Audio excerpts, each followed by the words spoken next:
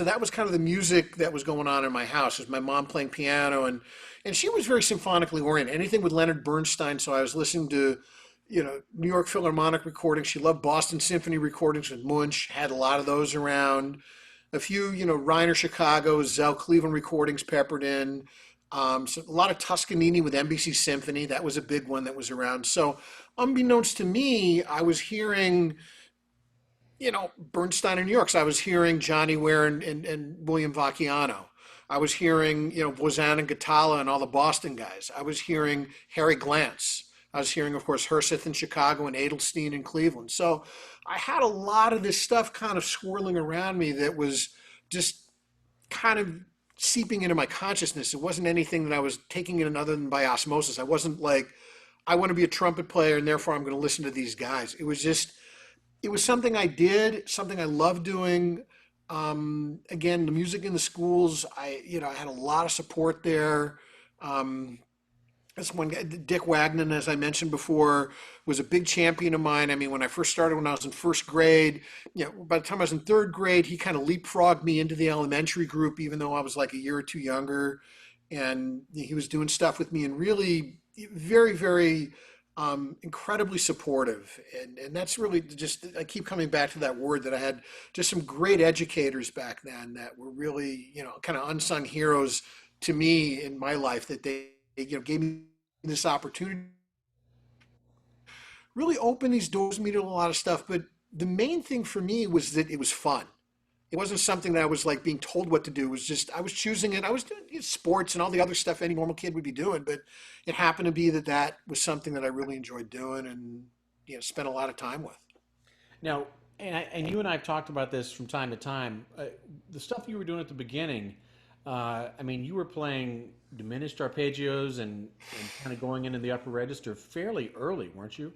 Yeah, it's interesting. I found recently, I knew I had it, but then I actually discovered it that I have, other than the first 12 lessons I had, I have basically my lesson book from lesson 12 for the next couple of years. So I've got pretty much the first 2 years of my lessons.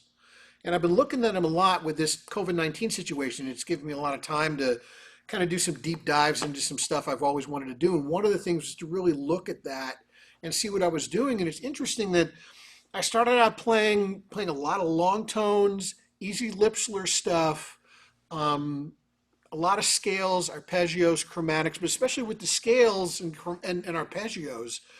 Ziggy, and then after him, unfortunately, Ziggy passed away maybe 6, 8 months in to my studies with him, and another guy by the name of Les Reed took over, kind of a commercial player, but very much in the same vein. I could see that the lessons were very, very similar, kind of a chronology of things. That the scales, I was just adding flats, adding sharps, adding range to it. The same with the arpeggios, and that it was fairly quick. I mean, there were a few things where I could see, I had to do some stuff maybe for 2, 3 weeks in a row that I was a little delinquent on. I wasn't quite practicing, and I could see in the book, practice more, or you've got to put in the time, or great lesson, you did a lot of practicing this week and it shows. I mean, there's a lot of kind of urging and then positive cueing that was going on, and uh, but my range, it's interesting that within, oh gosh, I think within the first maybe year or so, I was already going up to around high C. I mean, it was one of those things where I started out on cornet and then I ended up with a King. I think it was a King Super, was my first trumpet, because I guess that's the horn that Ziggy either played or had was promoting or what have you. But I ended up with a King Super, and but I was going quite high quite early, which surprised me when I looked at that. I didn't remember that. I knew I had a pretty good high range up until sixth grade when I got braces, but I didn't know that. I didn't realize that they had me going quite quickly into that. Once I got on the trumpet, especially. So that was, I must have. I guess it was my embouchure, or things were going. I was doing things correctly enough. I mean, God only knows how much I was like pinching or pushing or whatever I was doing wrong, but I guess I was doing enough correctly that they kept urging me to kind of widen out the range, both low and high. I actually found some pedal tone stuff maybe a year and a half, 2 years in. I Wow. mean, they had me widening it way out, but but again, I mean, I don't know how much of this is me kind of parsing through what I'm looking at, and I mean, it's pretty foggy. We're talking now, 50 plus years ago, so and a lot of miles since then. But I kind of remember a lot of it was about the air, and a lot of it was keeping the embouchure in kind of a neutral capacity, not pinching too much up high, not spreading too much down low, and trying to get it so I can travel between the two. Now, do you still have those two horns, the cornet and that king trumpet? No, no, the cornet was a con cornet, I believe that was rented, Okay. and the king, gosh, I don't know where that went. Yeah. That I don't know. Maybe my dad made it into a lamp or something and then threw it out. I don't know. The King Super was in my childhood bedroom and in the closet for years, and then sometime around when I was in college or soon after, my parents renovated the house, and maybe in that renovation it got tossed. Gotcha. Gotcha. Because I know you got quite an armada of horns. I wasn't sure if it was still in the mix or not. No, So no, I wish I had the two of them. yeah, yeah. And so when did you hear an orchestra concert from the? And do you remember the first time you heard an orchestra? My really first orchestra concert, I mean, really consciously went to an orchestra concert and sat there and listened. I mean, there were a number of things. I mean, there are two things that I could think of. And I don't know whether these were the first, but I mean, of course, I heard the school concerts and I was involved in the school concerts. Right. Every year, there was a program called Stairway to the Stars that was all the choral groups, all the instrumental groups, anything having to do with music in the Santa Monica school system converged on the Santa Monica Civic Auditorium for 2 nights, usually in March. And it was this whole pageantry thing, and everybody played. And then there was something where a guest conductor, a guest artist kind of did something with everybody Right. and that kind of things. But in the course of that, I remember the high school orchestra playing the Bersusen finale of Firebird. Okay. And I remember the horn solo really distinctly. And it turns out, I remember this that the horn player is David Robertson, who's the conductor. It was music director of St. Louis and Sydney, the orchestra in Sydney Symphony, and has guest conducted us a number of times and has become a very good friend. But yeah, David was 5 years older than me, and I remember him playing when I was in eighth grade. Him playing that solo, and I remember just being transfixed. I'd never heard anything like it. Just I thought it was incredible, and just the whole sweep of the finale. It was just stunning to me. I remember that having a lot of impact on me. Um, I remember the first time I heard the Chicago with Schulte recording of Don Juan Okay. when I was in like sixth, seventh grade, and I had braces, and my range was all messed up. And I thought, man, maybe I should play French horn. And I'd like toyed with the idea of playing French horn. And then, no, no, no, no. I've got to stick with the trumpet. I mean, there was some great horn stuff in there that got my attention. But then, the lyrical solo at the beginning, going up the high B with Herseth, that kind of got my attention. And I thought, I'll stick with the trumpet. I think that might be the path I want to take. So, and then the first time I can remember hearing, really being like paying attention to hearing the LA Phil was when I was about 15. I went to the Hollywood Bowl and I heard them do Mahler 8. Wow. And that got my attention as well. And I mean, Tom Stevens on recordings and through word of mouth and just a lot of the lore of him and his playing, and then through his recordings, and then eventually really going to see him quite a lot after that, had a very, very big influence on my playing. Probably as much or more than any other player that I heard live, especially. Now I think a lot of people would be surprised. You never studied with Stevens when you were growing up. It was No, no, right. no, no. Stevens, I, you got to understand, man. Growing up in LA, Stevens in the '70s, man, he was formidable and quite scary, actually. I mean, I knew a lot of guys who'd studied with him or taken lessons with him, and every one of them said they left the lessons like in tears. Right. And I thought, I'm going to go listen to this guy. and then at some point I'm going to get to know him. At some point I'm going to play for him. But I'm just going to listen to him for now. I just because everybody just had these stories of him just being brutal. Oh yeah. And then it's funny enough, the first time I met him, actually met him, I was 19 and I was studying with Tony Plogue at the time. And I was Tony's last lesson of the day usually. And Tony that day said, "Listen, I'm going over to Tom Stevens' house. There's this guy I know who had been making lead pipes in Bloomington that I've known for a couple of years. And he's starting to make trumpets. His name is Dave Monette. And he's in town with these new trumpets, these prototypes, these new trumpets that he's going to have Stevens try. You want to come with me to go see this?" So yeah, sure. So I had my 64 and a half Mustang convertible at the time. So I drove Tony out to Stevens' house. Remember with the top down and everything, playing ZZ Top for him and all this stuff that Steely Dan that I was into. And he was just kind of just bemused by it. And we get to Stevens' house and I meet him and Stevens could be pretty gruff when you first meet him. I mean, underneath it, he's a sweetheart and funny as heck. I mean, just a great sense of humor after I got to know him. But at this point, I'm just like silent, just watching this all go down. And Tony's playing it, and Dave's talking about stuff, and Tom is playing stuff. And at one point, Stevens looks at me and goes, "Here, you play it. You play the beginning of Pictures. We'll listen." Whoa. And I was like, "Okay." So, knocked out beginning of Pictures, and he's like, it doesn't say much. He's like, "All right, hey, give me that back." And, took some pictures. I got to know Stevens later, and we were talking one time, and he's telling me about he's got this one photo of him and Tony Plogue and Dave Monette and some kid.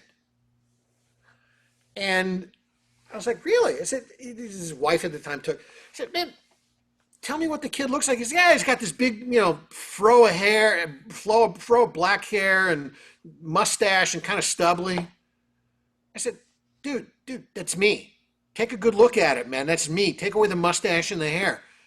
He's like, "I'll be damned, that is you." He had this picture of me and Dave Monette and Tony Plogue and him up on his wall for like 20 years, and he had no idea who the heck that was and was bugging the hell out of him. For people that don't know, you do still carry your UCLA student ID around, Yeah, and yeah. that shows quite a bit of difference in the hair and facial hair and on the top of the head. Yeah, the facade is definitely different. I carry that around if I ever get too full of my own BS. I take that out and it gives me it's a good kind of slap in the face perspective. It's just like, all right, never mind. It's great for perspective. It kind of reminds me of hopefully how far I've evolved out of from a Neanderthal to this. But I mean at that point, I mean look, I mean I was going to UCLA. I was studying history. I was playing in all the groups at UCLA, but studying with Tony Plogue and then subsequently James Stamp, Mr. Stamp at that point was really a big fork in the road. I mean, Tony, I can't say enough. I started studying with Tony toward the end of my high school time, and Tony was phenomenal, just phenomenal. Could not have been more supportive, could not be more gracious, generous in every capacity, and I owe him so much. And then he then started doing more composing and less teaching, and then connecting me with Mr. Stamp. Now, you alternated weeks with them, right? Once you were at UCLA, was that how that worked? Yeah, starting in my junior year at UCLA, my last 2 years at UCLA, I'd see Tony once a month, and then Mr. Stamp two or three other times in between, Okay. wherever he can fit me in. When you were first with Tony, though, at the end of high school, what kind of stuff did he have you working on, as far as like fundamentals, and then I mean, a lot of fundamentals. I mean, Tony was very steeped in, Arben Schlossberg, Clark, at the time, St. Jacombs, some other stuff in there. Tony really got me going a lot in transposition with the Bordoni transposition book, and then eventually Saxa. right? Tony was really, really fervent about getting my transposition chops up. My articulation, for lack of a better word, sucked. I mean, it was kind of woot, woot, woot, woot, woot. I mean, I thought I was making pretty sounds, but instead I was just like, just jackassing it. I didn't, I would my airspeed wasn't there. And Tony was a very clean player. I mean, Tony's playing is just. I mean, it's just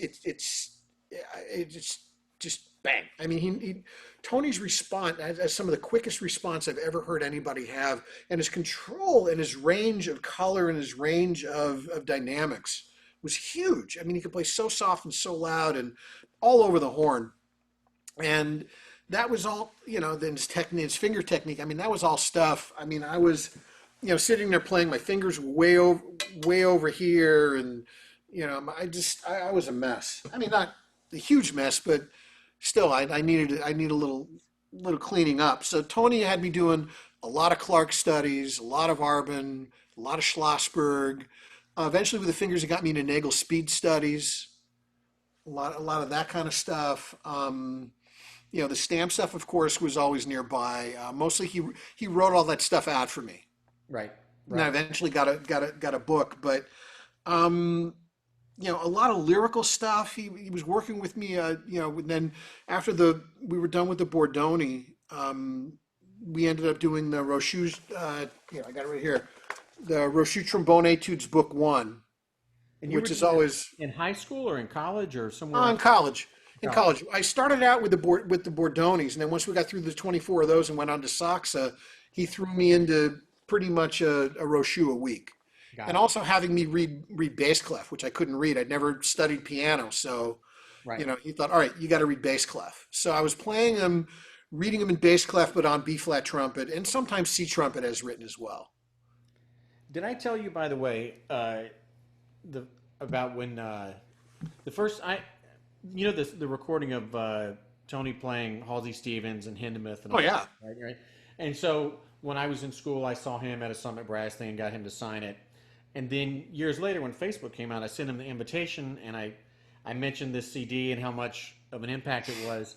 And he says, "Funny you bring that up." He said, right before he left Malmo, their house was broken into, and somebody stole all of his CDs except his recordings. I, I don't know about that. It's a funny story. Very Tony, man. Tony is hysterical, man. I mean, he would teach. There were some other times when during the summer, I'd go there around lunchtime, and I'd come in, and he was always eating some sort of peanut butter concoction, like peanut butter and jelly or peanut butter and banana sandwich or something. And be listening to play, and then all of a sudden he'd get mad and be like, no, no, no, no. And he'd grab his horn and he'd like take a swig of water or something, and he'd start playing after eating all that stuff. And he, he told me a story. He took one lesson with Bernie Edelstein at some point, and Bernie said something like, "Yeah, let me look at your horn." And he took his horn. He took out. I can't even do it. He took out, the slides, and he kind of looked in the lead pipe. He's like, "What are you doing? This is so dirty. How could you play?"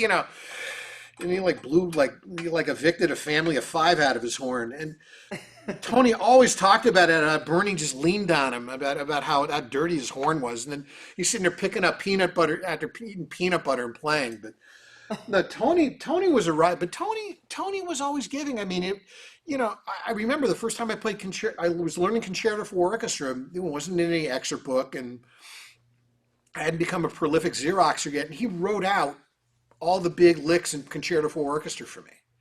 And then he asked me if I had a recording, and I said no. And he gave me the Reiner Chicago and the Zell Cleveland LPs.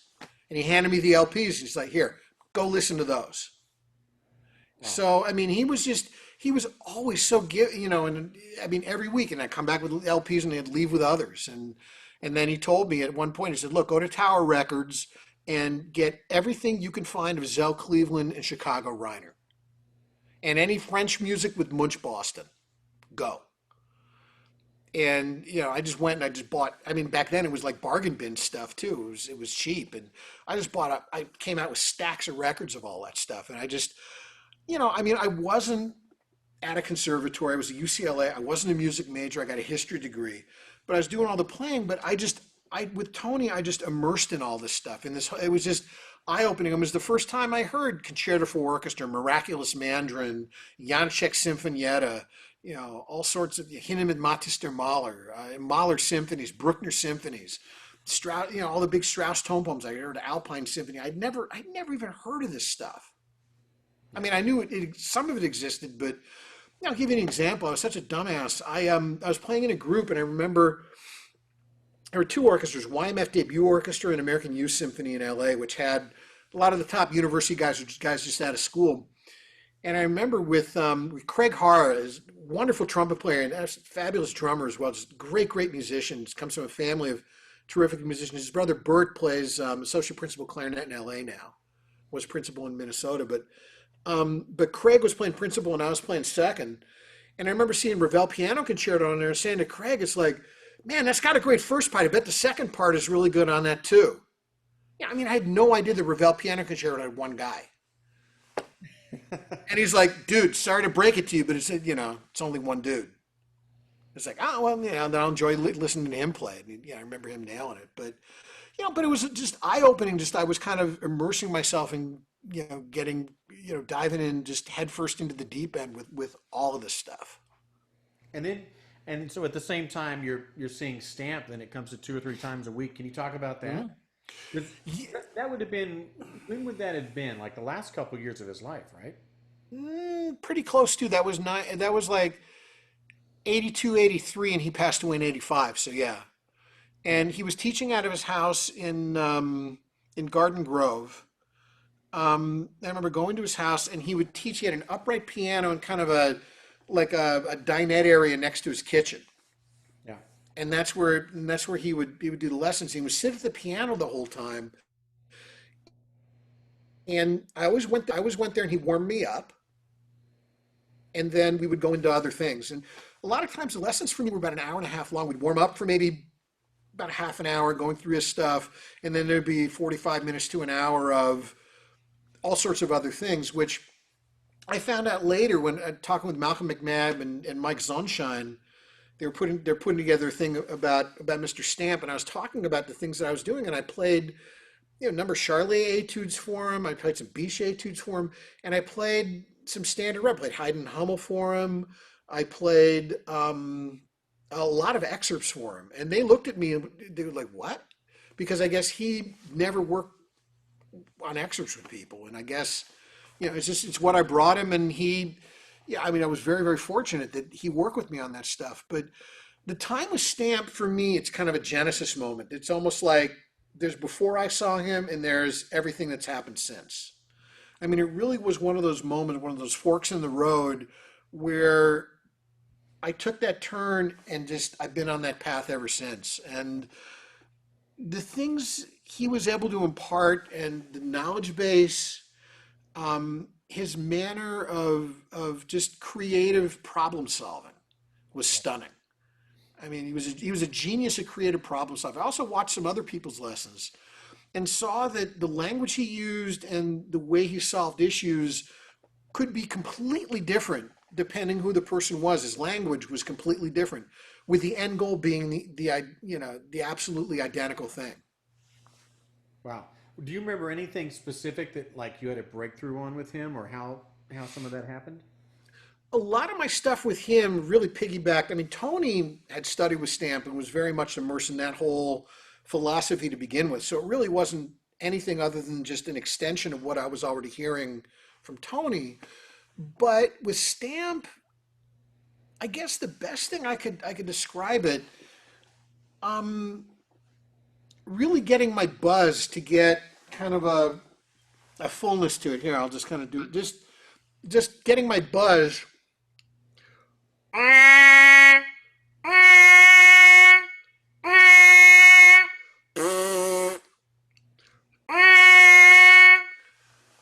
to really just get an ease with the buzz and a real fullness. I know it's hard for me now because ever since Stan passed away in 85, I mean, you're talking about 35 years ago, it's hard for me to discern how much was him and how much I've taken and applied, and it's kind of grown 85 heads since. But he always talked about kind of a lot of richness, like a vibrance, a singing buzz almost, a vocal singing buzz, as much of an oxymoron as that sounds like. that there were a lot of nutrients in there, a lot of ring, there was a lot of complexity within that buzz that's going to translate into the, the sound that you make on the instrument. Yeah. And I'd really not done much buzzing. I did a little bit with Tony, but that's when I started doing a little bit more buzzing with Stamp. And then also just, just the whole idea of changing from one note to the next, of just, the whole stair step thing of going directly from the center of one note directly to the center of the next note with no swoop or no, here, I'll show you. Normal things, with wind players, we deal with this all the time.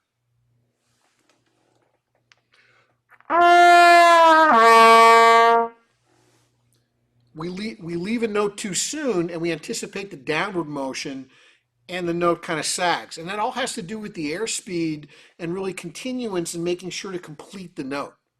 And really what I got from Stamp, Stamp is a Schlossberg, was it page 4, which is... Like number 13, right? Mhm.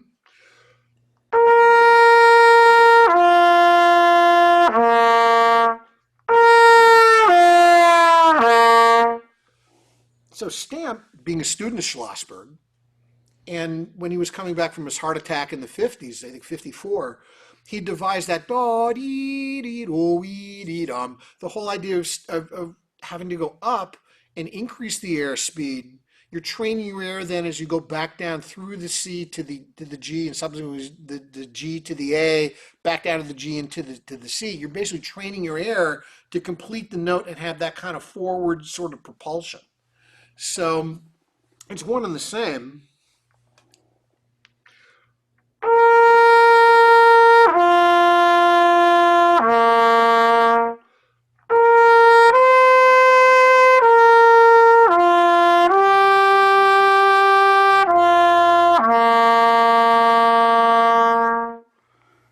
So by going up before you come back down, really so much of Stamp is just training air to be correctly propelled through the instrument. And that's another thing. Stamp was all about getting your sound, all this kind of this happening, not just releasing. That you're not playing into the trumpet, you're playing through the trumpet. That's really a lot of what I got from him that was kind of a light bulb moment for me of just, just take a good breath, cycle it through. And the whole breathing with him, we didn't do a lot talking about breathing, but it was very kind of elliptical, almost kind of, it was just like a golf swinger, or a pendulum, just zoom, bam. It wasn't Charles Barkley playing golf, doing this. It was just zoop, bam. And getting really, what Stamp got me to do was think in a way that was much more simplified. Yeah. I felt like things just started to work, and I would leave his house feeling like I could play Shostakovich 7, Bruckner 7, Mahler 7, tonight. I just felt invincible leaving his house. And to this day, I'm still trying to get that feeling of when you'd finish a lesson with him, the way he'd line you up and send you off. You felt like you were just, you could play anything, like your range was like, felt like it was like this far apart from your pedal range to, F above high C, Now, what kind of misconceptions do you think people have sometimes with Stamp? Probably the main misconception is, two of them. One is that I'd say virtually every single player who plays Stamp and plays it way too loud. Yeah. Way, way too loud. Stamp, Chikowitz, Jacobs, to me, are all kind of in the same bucket of a very vocal approach to things. Stamp was always about singing. He was always about the sound quality.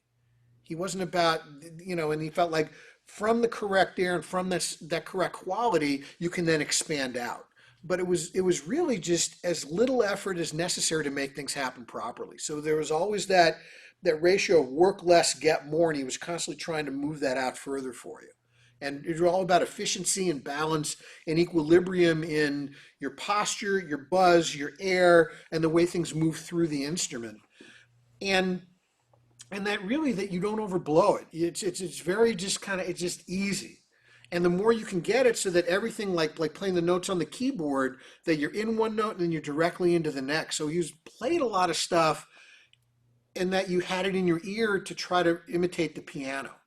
And then with the buzz, he would always play the note before I was going to buzz it. So there was an ear training component to it where you'd play it, he'd play it on the piano, you'd buzz it. He'd play the scale, and then you'd play the scale with him and moved with him, watching his fingers and went directly like that. So I think that's a big misconception, is just playing it too loud.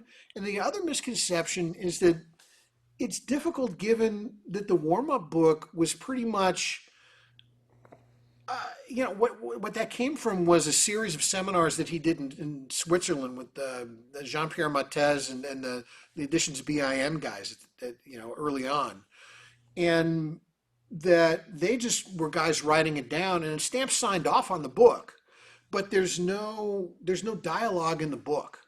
Right. And I believe the reason for that was that Stamp felt like it would be very easily misconstrued, and that they really needed somebody to talk them through it to properly do things. And what I think people misconstrue from the book is that Stamp was dogmatic or in any way a one-size-fits-all guy. In fact, he was the exact opposite. I mean, you think about it, Stamp worked with commercial guys first, and then with Stevens and Malcolm McNabb was really the entree of the symphonic guys. And, he worked with all sorts of different guys and had all different angles at coming at the same goal orientation. Yeah. And he was constantly trying to come up with new ways to solve the same issues, new exercises, new manners, new ways to say it. That he used to talk about, you got to go down a lot of blind alleys before you come out on the street. And he would love to go down these blind alleys, and he was just doggedly determined. I never saw anybody, I mean, in many ways, it was the kind of tenacity that you saw in a guy like a Michael Jordan. Right. He had that kind of tenacity when it came to solving an issue for somebody. He would not let it go until he'd figured it out, but it was very calm, and it was very methodical, and it was very thoughtful in the way he did it. And I think the book, the way you apply it, really, I think, to me, and this is just my opinion, it has to fit who you are as a person, how you're set up, what kind of playing you envision, what kind of sound you have in your mind of what you want to create, and what kind of style you play, that the book can take on a lot of different manners, but it all comes from, there's still that basic core philosophy at the heart of it that I think is really important, that what I just discussed about how you use your air, about the efficiency, about not overblowing, about getting things to happen in a simpler, more easy manner. Yeah. Now, so out of the stamp book, what is in your normal stamp routine? My normal stamp routine is starting, I can take you through the whole thing. Now this is an old version. This is actually the book he gave me. So the page numbers might not be the same, but on the bottom of page 3, that that little scale study Right. is, I do that on the lips first and then on the mouthpiece. And if I can do that with some sort of pitch orientation, either with a keyboard instrument or with some sort of a drone on the first note, something so there's pitch orientation. I do both of those only as high as is comfortable and is done correctly. The thing with buzzing is you don't want to be pinching or constricting. You always want to be reinforcing the proper way of doing things. That was another keystone, kind of cornerstone of Stamp. Then initially I was doing the basic warm-up exercise, but then he had me very quickly go to alternative warm-up 3B, which is on page 13, just because it was elongating how far I can go on one breath. I mean, I couldn't do this on one breath initially, and then eventually I got there once I learned to control my air a little bit better and kind of parse it out and be a little more efficient with it. Now you'll notice with Stamp, there are no metronome markings and there are no bar lines. Right. All right. Very important with that, because the whole thing was much more a song and much more about the flow. It wasn't about doo dee dee doo dee dee do. Yeah, it wasn't metronomic like that. It was much more kind of free flowing and how things felt. And then like going up to the 6, going up to the A was very important, because it's like getting you to go more linearly this way rather than go up to the C there. You go just to the A, back down, and then use the A to propel up to the C. So it's much more of a linear sort of a sense with the airstream. and then getting everything feeling much closer together. So you're just kind of going like this. Stamp was all about trying to compact the sense of what you felt like between the notes. The more feeling that the notes were closer together, the better. So I basically go through alternative warm up 2. I go all the way down to pedal C, then all the way up, chromatically, all the way up to high E, high F, something like that. Depends how I feel. Yeah. Yeah, I'll push it. Sometimes I'll try to go up to G. I mean, but again, that it's just the mid range, the low range, the pedal range, the mid range, the upper range, the higher range. Everything has an equilibrium to, and everything is relative. Everything there's a continuance up and down. Right. Then I would do the scale study, which is page 8. The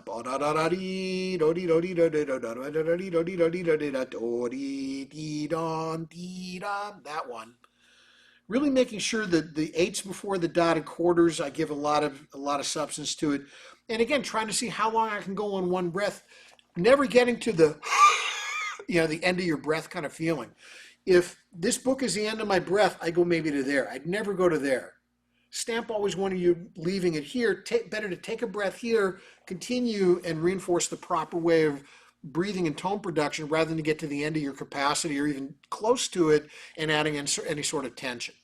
Did he have you do any of those breathing exercises that are at the front of the book?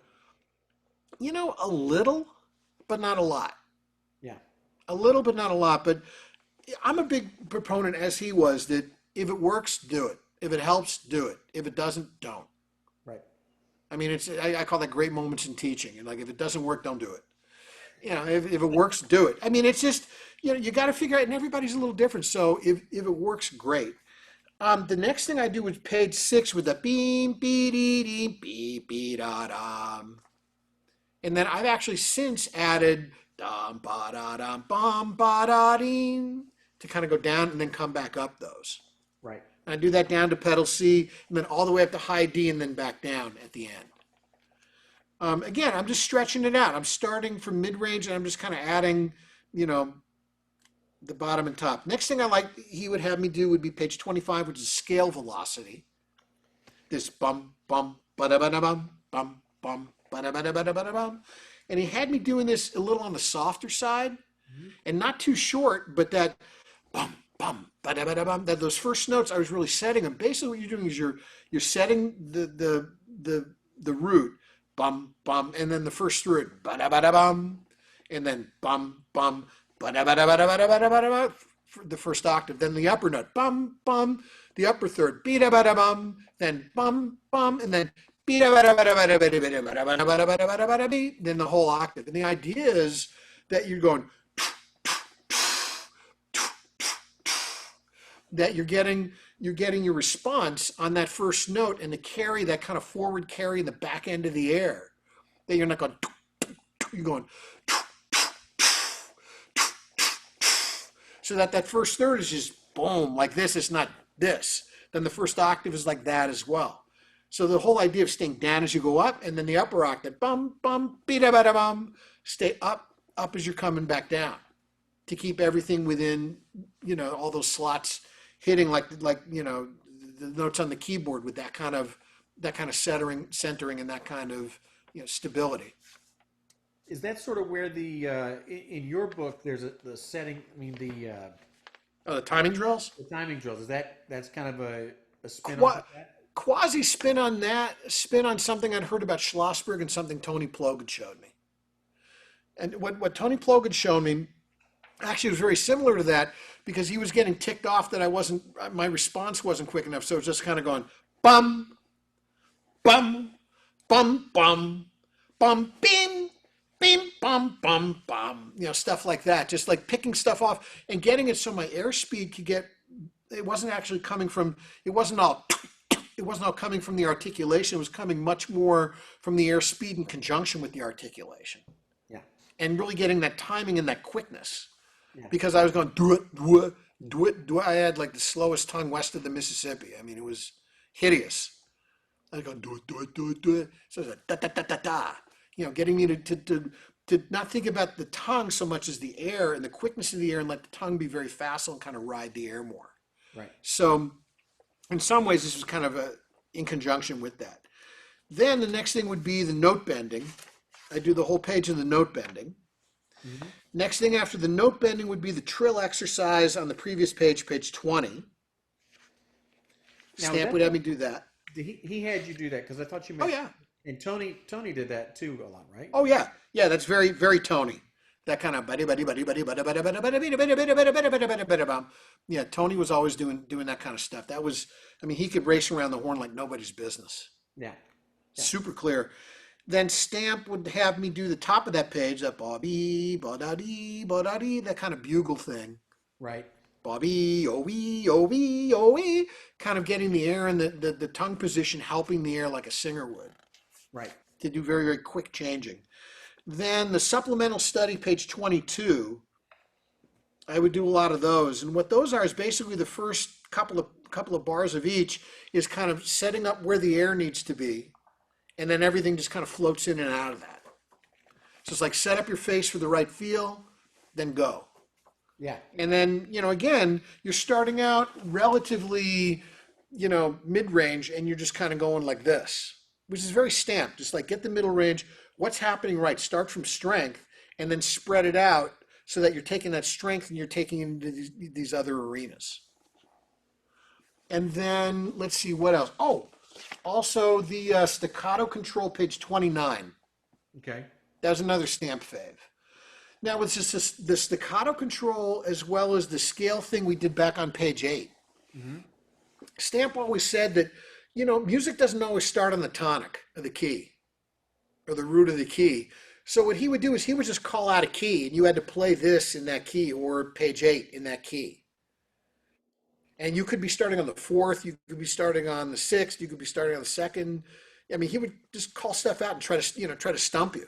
And it was, I mean, the exercise is, challenging enough to really make sure you're doing it right, but then throw on top of it having to think of some wacky key. Yeah. He'd show I'd be like, okay, G sharp minor, go. Or, I don't know, F sharp major starting on A, or A sharp actually. Right. So, just whatever. I mean, he would just try to stump you and you had to think multi-layered with him. If you were doing something where he thought you were thinking too far ahead and anticipating things, he would take a sheet of paper and hold it against the music and just move the sheet of paper with each bar so you can only see like the next note you were going to play. So you wouldn't be anticipating where you were going or anticipating large intervals or anything. So he would get you thinking much more linear. And again, it's all about getting the air happening right. I mean, so much of what we do is the way our air is prepared, the way we breathe, and the way we move air through the instrument. And Stamp was a genius at creating all these exercises that just took care of all these aspects, yet at the same time, it's training your air to be properly aligned. Yeah. Wow. And so you were seeing him when you were at UCLA. So having a history major at the same time as doing all the music, Mm-hmm. what was your practice time like during that period? I made a conscious effort to really put aside a decent amount of time to practice. Now, granted, I was living in a fraternity for 4 years, which made it a little challenging. Yeah. There were a lot of times I went over and I'd be involved in some ensembles over at the music building, and I would go practice there. Yeah. I spent a lot of late nights. A lot of the music guys were great. I mean, they would sneak me into the building. I mean, some really good friends were other players there. And they would, sneak me into the building late at night so I could go practice. Or, sometimes I just played in the fraternity. And in some ways, it was kind of combat training a little bit. That I would be playing, and if God forbid my door was unlocked or window was open or something, I mean, guys would throw stuff at me. Guys would yell at me. Guys would come in the room and try to distract me. Guys next door would start playing, some Aerosmith or something as loud as AC/DC as loud as they possibly could. And I just got to a point where I could play with an atom bomb going off around me. I would just be focused on it. And in some weird ways, it's kind of been combat training because, you're in the orchestra and stuff is going all over the place, and you've got to discern it very quickly and stay very focused. And sometimes something will go kind of haywire, and you've got to make a split decision like that. You've got to stay focused. You can't go down with the ship. So especially in my position, a lot of times as principal trumpet, I'm the one who's got to take the best guess scenario and take my best guess. But Now, this might be a good time to ask you about an instance you told me about playing the post horn solo and the woman walking across oh yeah, or something. well, there's actually a couple of them that happen with the Mahler 3 post horn solo. The one you mentioned is that I used to play it back off of the balcony at Severance Hall. And it was kind of one of two ways for a lot of people to get out of the hall at that point and for those seats. And I started playing, and the doors were kind of in front of me, were like kind of cracked open a little bit, and enough for someone to come through. And all of a sudden, this woman, I guess, had to go to the bathroom, had gotten up, left her seat, started walking toward us. The stagehand saw her, froze, didn't know what to do. And she walked in, and literally she was standing maybe 6 feet in front of me. And she stopped and didn't say a word and was very nice, kind of demure lady. And she kind of looked at me and went, and then just walked off. And I continued playing. This is the beginning of the post horn solo. And there's the 9 bars rest. And during the 9 bars, I hear the toilet flush. And then I start playing, and the lick, ba-ding, beam, ba-ding, beam, ba, beep, bum, going up to the B and then down to the G. And again, right at the moment I'm playing that ba-ding, beam, she comes walking and standing right in front of me again. I'm playing the high B, and I'm watching Ashkenazi on the screen, and I go down to the G, and again, she just kind of looked at me and went, how lovely. And then walked back in. Our port stagehand, Donnie, who's still with us, was white as because he didn't know what to do. Do I tackle her? Do I cause a scene? And he felt so bad, but it's like, what was he supposed to do? But no, playing off stage, everything and anything that you could think of has happened to me. Yeah. I mean, another time playing Mahler 3, the elevator opened, and one of the I think it was actually the operations guy, the head of like operations for the whole hall, came out and just kind of walked right by me. Almost, he actually brushed me as he walked by me as I'm playing it in a concert. I mean, I was playing Leonore 2 one time, and one of the hall maintenance staff started telling me that I could, it was in between calls actually. I played the first fanfare. It comes up to me and goes, you can't be playing. There's a concert going on, literally. And I had to say, time out. I got to do something. And I played the second one. And then I had to explain to him very nicely that I was actually part of the concert. But I've had all sorts of crazy stuff. My favorite though is we were doing Heldenleben. There's two parts of this. We're doing Ein Heldenleben. This is my first year, and Dave Zauder and Jim Darling, a long time, wonderful second and fourth utility players, off stage with me. And they'd known me well enough, and Zauder looks at Jim, goes over to the TV and goes, click, click, click, over to the Indians game. It was in April. And we're watching the Indians game instead of Ashkenazi. And I hear, I'm hearing it's getting close. And they're both looking at me like this. They're just staring me down. And I just started laughing. I was like, you start this, Dave. So I'm not doing anything till you play. And Dave is just looking at me, and I'm hearing we're getting close. We're getting close. And finally, he leans forward. He goes, click, click, click. Da-da-dum. And then fast forward 2 years, we're playing this with Doc Nani, our music director, in Tucson on tour. And the camera was right behind the percussion guys. And about, 8 bars before we're going to play, the principal percussionist, Rich Wiener, the camera's here, he stands up, and all of a sudden, all you literally see, I can't even do it. It's like it's like all you see is that's the back of his head. All you see is the back of his head. And Zauder's losing his mind. He's back there. He's like, God damn, and he's dropping F bombs and losing his mind. Jim is laughing hysterically. He's like hyperventilating. He's laughing so hard because Rich is one of his best friends. And I see Rich Wiener, his shoulders is kind of going like this. And about 2 bars before we play, he steps out of the way. All the percussion guys are dying. Paul Yancic, our timpani player, is laughing. Dochnani's laughing as he's conducting. He's laughing.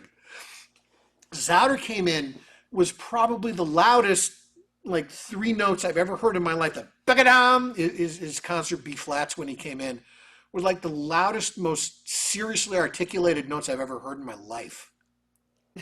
He almost killed Jim. He almost killed Rich when he walked back on stage because those guys were still laughing. But no, but stuff happens off stage. I mean, there's always something. Yeah, I mean, I'm kind of bumping around on some of these questions, but since you brought Yeah, up yeah, Dowder, I'm going to go back to Wooden in a little bit. But since you brought up yeah, oh Dowder, yeah. I thought I'd bring up Dave Zauder and John Mack. If you could just talk about these two guys for a little bit. Man, I mean, these guys were lions and mentors, great friends, and people who I love and adore, and who I think of every single day about how much they impacted my life in a positive way. Mac and Zauder were like, Dave was like my dad and John was like my uncle. I mean, the two of them were like brothers, and they were like my father and uncle. And Dave was as much a father to me as my own dad, and John as much an uncle or more than any uncle I had. And right from the beginning, here are two guys who were, when I got here, almost 35, almost 40 years older than me when I started, and they took me in as as a comrade, as somebody, as an equal, and the respect they showed me and the support they showed me really gave me a lot of room to find my way in the job very quickly Yeah. and gain strength very quickly. John was one of the great musical minds I'll ever meet.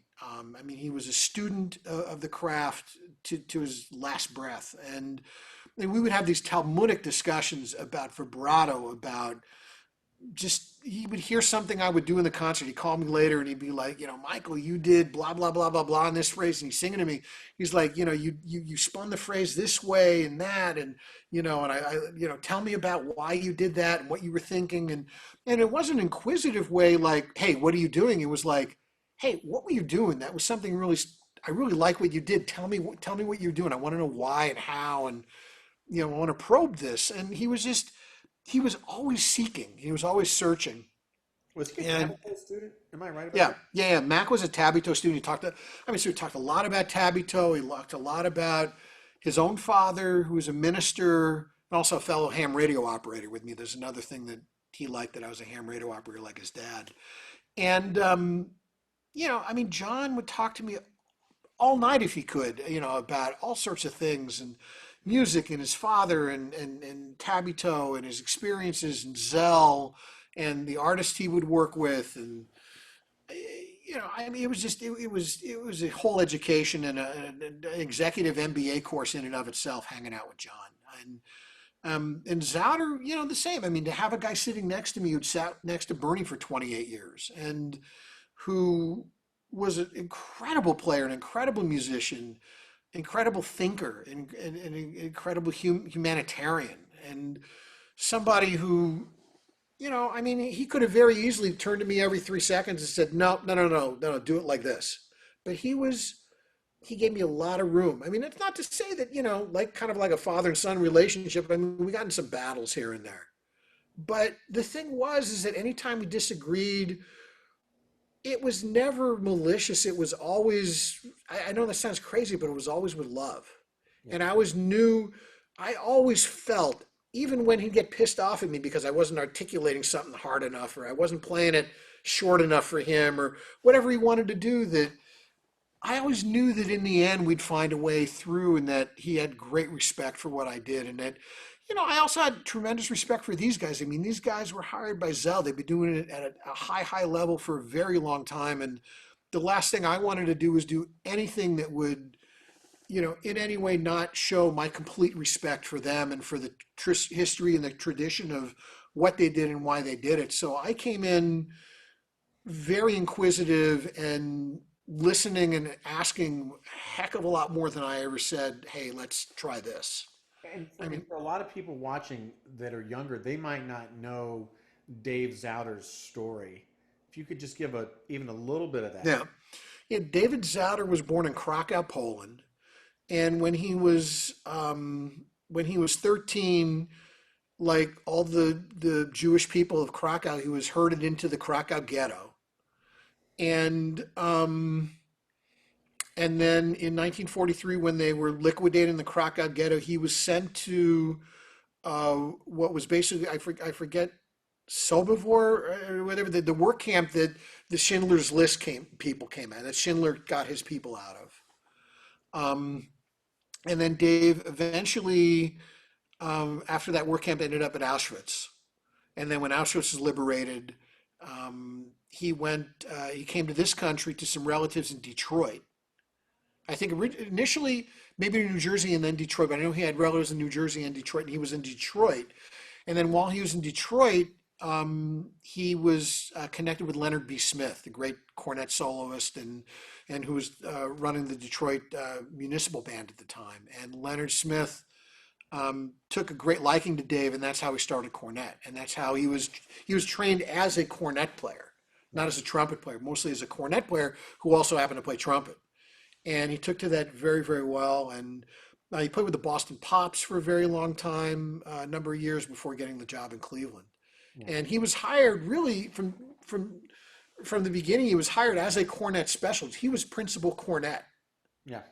So when anytime like Symphony Fantastique happened, he played the cornet part, not the trumpet part. He Yeah. played the first cornet part. And Dave was actually one of the prime sources and resources for Spielberg when he wrote Schindler's List, which I didn't know at the time. I found out much, much after that. I happened to be talking one of the few times he spoke of his experience, and he started talking with Spielberg, and I said, "You talked to him?" He said, "Oh yeah, yeah, yeah, of course." And he told me there are I think four or five specific stories in the movie that were Dave's experience. Wow. So it's really heavy. But here's a guy, and he became personnel manager with a lot of humanity and understanding of people and feeling of fairness. And he turned his whole experience and turned it around and used it for such a great good. And to educate people as a teacher, to play and as an artist, as a personnel manager. Yeah, I mean, he was really the glue that really made the Cleveland Orchestra what it was for the 40 years he was part of that orchestra. And for me to get to spend 9 years with him in the orchestra and a ton of time with him outside the orchestra um, was enlightening and a big reason and a big part of who I am and what I do and how I do it. One quick story about John and Dave, and it's very them. When I first got in the orchestra, at one point they confronted me at a break, and John very seriously looked at me and said, "Do you play golf?" And I said, "No." And they both looked at each other kind of like, who doesn't play golf? And then John leaned in and he said, "Learn." And then they walked away. So fast forward to April, and they come back to me again and said, "So have you been taking lessons? Do you go out to the golf dome and take some lessons?" They had suggested this. I said, "Well, I haven't gotten a chance." "Really?" "Ha, okay." So they leave. The end of the break, I come back to my stand. There's a little 3x5 card that said, "You will meet us at Sam's World of Golf to choose your new clubs." You know, Dave and, David and John. So I go there to Sam's World of Golf. They're waiting. And we go through the thing, and they're like, "No, no, those are the clubs you're going to buy." And so then I started playing some golf, and they wanted to play golf with me. And the interesting is they wanted me to go out and play golf with them. Not, I mean, yes, to play golf, but no, they wanted to play golf with me because on the golf course, you learn a lot about somebody. You really see who somebody is. Yeah. Are they kicking the ball around and cheating? Do they play it where it lies? Do they get super pissed off and break clubs or throw clubs around? Or do they have an even demeanor? Are they able to recover? If they make a mistake, are they able to recover? How do you react? How do you react to other successes and your failures? How do you react to your successes and others' failures? I mean, there's a lot you can learn about somebody, and it also gets you away from the orchestra where they can kind of impart some knowledge to me. And that's on the golf courses where I learned as much or more from them as in the orchestra. Yeah. It was fascinating, and I played golf with them all the time. And they wanted me to get to know them. That if I was at 26, going to in some way carry on or carry forward the way things are done here, that they felt I needed to know who they were and what they did and how they did it and why. And it's a big reason why I do many of the things, and I have the perspective I have on it. I didn't realize that you didn't play golf before you were in the orchestra. Oh no. I mean, the only golf I played was I farted around, like I grabbed a golf club and swung it like a baseball bat. It was I never played golf before I was in my late 20s. No. Because that reminds me, because you and I have talked about, you were the few times you talked to her, Seth, here and there. You told me the story about the last time you guys talked on Yeah. the golf course. And I think that would be a good story for people to hear. Yeah. So Jay Friedman, a longtime principal trombone player in Chicago. I don't know if he still does, but he held a golf event annually in August. As a fundraiser, I believe, for his Oak Park Symphony or maybe something. But anyhow, Steve Burns had moved to Chicago and was going to play this tournament and asked me if I'd come join and play it with him. So I was like, yeah, sure. This sounds great. So it worked out. So I go hang with Burns, and we go to the tournament, and I'm playing. And Bud at that point, it was toward the end of his life, and he wasn't getting around that well, and he wasn't playing as much. So he would kind of go around on the cart, and maybe putt out, some holes with a few people, and he'd kind of go around to different carts. And I had spent a little bit of time with Mr. Herseth over the years. I'd had a few dinners with him, I'd had a few phone conversations with him, seen a few shows, spoke to him afterwards. But yeah, I actually took a lesson with him at one point, right before I went to Houston, right after I left New York. Um, but I didn't know him that well, but I know him well enough. And so he got in the cart and he looks at me and goes, "How's it going, young fella?" And I kind of leaned in close enough because I knew he didn't recognize me at that point. I leaned in close enough so he could see me, and I said, "You know." And he looked at me, and all of a sudden he looked at me and goes, "I do know.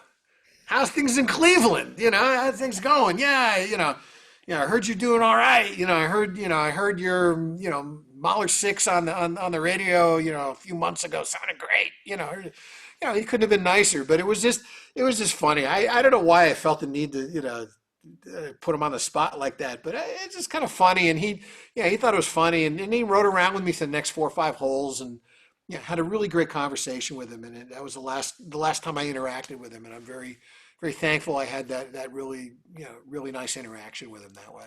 While I'm going through names that are important to you, I think now's probably a good time to bring up John Wooden. Yeah, Coach Wooden, some of you guys don't know, was a longtime UCLA basketball coach from 1948 to 1975. And Coach Wooden, for me, on my Mount Rushmore of brass pedagogues, James Stamp, Vince Chikowitz, Arnold Jacobs, John Wooden. And you're probably thinking, what the heck is John Wooden doing up there? John Wooden was all about fundamentals and all about teaching and ingraining and reinforcing fundamentals properly. His first practice every year was 2 hours every year. So if you were there for 4 years, you saw it 4 times. 2 hours, how to put on your socks, put on your shoes, and how to tie your shoes. The most fundamental aspect of playing basketball, your feet. If you don't do that right, your feet are messed up, you're dead in the water. Same thing with, most basic thing, your air. Your buzz. Air passing lips. How's that happen? Or air with tongue, with lips. The most basic thing. And then from there, his practices were 3 minutes on this, 5 minutes on this, 4 minutes on that, 8 minutes on that. And you can see all the stuff is online. Great, great resources online with this stuff. A number of great books too. But every time it was just over and over again, the same things over and over and over again, done properly. Then by the time you got to the game, he would step back and just unleash the guys, knowing that instinctively they would react properly because they ingrained all these things and the muscle memory was all there. And to me, it's the exact same thing as going through long tones, lip slurs, articulation, lip flexibility exercises, scales, arpeggios, chromatics. Clark Frick's second, third, fourth, fifth studies, Bailin, Stamp, Schlossberg, irons, any of this stuff, all the different elements that we, all those buckets we need to fill every single day in some capacity we need to check in with to make sure that we're doing everything absolutely properly. So that whole work ethic and that whole manner of how he went about it really resonated to me. There's also a thing called the pyramid of success. That's another thing all about your work ethic, the manner in which you practice and you work, and the manner in which you are a team member and a colleague, and the communication and manner that you're a team player. And to me, Coach Wooden really hit the nail on the head with all of this. And in many ways, he is kind of my shining example of what I hope to aspire toward. And if I can do a fraction of what he did for others, I'll be beyond delighted. I mean, he really had that kind of positive effect on many people. I mean, this goes across from athletes to musicians to Fortune 500 companies. Yeah. Yeah. I mean, it's such a great study, and you can kind of see so many things you do that are on the pyramid, the industriousness of the books, the preparation, the just all the things that go into that pyramid are just so important. Yeah. I wanted to ask a few more questions, then I wanted to open it up to a couple people. I know I see some guys here in the chat that have been waiting for a while. I see Tony Prisk was in here showing a picture of Zauder's book a little while ago, so Yep. I'll show that in a minute. Let's talk about conductors, especially because if there are band directors that might see this, what kind of what tendencies do you see with good conductors and bad conductors? I mean, what conductors kind of help bring out the most big and natural sound out of the orchestra? Oh, you always want a big and natural sound, man. Absolutely. I mean, come on. Big, resonant, rich, natural sound coming out. The best conductors are the ones that can show it very, very clearly and very simply. Yeah. I think one of the pitfalls with some conductors is they try to do too much. Boulez is a perfect example. Boulez was very very simple with his gestures, but it was very clear where you needed to be and how you needed to be. Right. His choice of tempos was it almost was like somebody handing you on a platter, like, here, play this passage and sound great. With the best conductors were able to do that. Their choice of tempos, their mannerisms, the best conductors, if something didn't go quite right, they didn't really flinch. Yeah. I've known some conductors, that all of a sudden something doesn't go right, and they snap their head and, do this in the middle of a concert. Yeah. Which that's not going to help anybody. Right. I mean, everybody knows when they screw something up. Everybody screws something up. So it's just, when it's your time in the barrel, hopefully not often, you let it go, as long as it's not all the time. Then it's a problem. But no, the best conductors also, when they say something, they understand the ergonomics and the language of that particular instrument. For instance, if a conductor says to me, you need to push the air more. You need to push the air more. That's not going to do it. If somebody says, listen, I need you to roll the sound out a little bit more, or I need it a little bit bolder, but really retaining that sort of ring in the sound. I need it a little bit bigger. I need it, just making sure that, the type of sound in the mezzo forte is the same as in the forte or the fortissimo, Right. or something. I mean, they talk about the color in the sound, but it's not an esoteric thing. I know that there's some great cartoons. I don't know if you guys know Jeff Kernow, the wonderful associate principal in Philadelphia Orchestra, does these phenomenal cartoons. Some of them are ridiculously spot on, but there's one conductor one where the conductor's going, I need it to sound frozen like ice, but warm ice. Or it needs to be like oxen trotting on a road made of gummy bears. Or, it needs to be moving forward yet holding back simultaneously.